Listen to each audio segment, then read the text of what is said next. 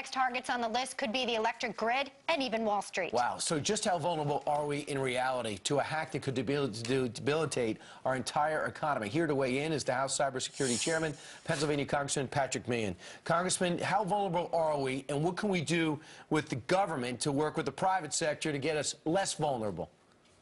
Well, vulnerable because we're part of a global network that's connected throughout the world. And you've seen now state-sponsored capabilities for terrorist actions that have been able to be coordinated from all over the world. So the government working far more effectively with the private sector is the key. But 90% of the assets are in the private sector. We've got to be able to collaborate in real time between the government and private sector.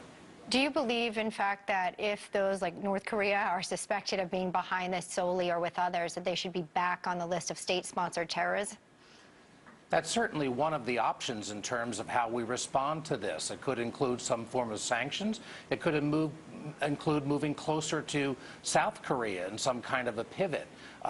One of the key things you have is a discussion of proportionality and the recognition that any kind of acts have the potential to escalate. And you also need to appreciate what's the motives behind a place like North Korea. How much credibility do we give them in the world if we overreact? Congressman, we're in that gray area where you can tell the private sector to work with the government when it comes to cybersecurity. A lot of people say, no, I don't want the government staring over my shoulder. Remember the whole NSA situation. Sure. Do you understand what how the public might say, back off a little bit?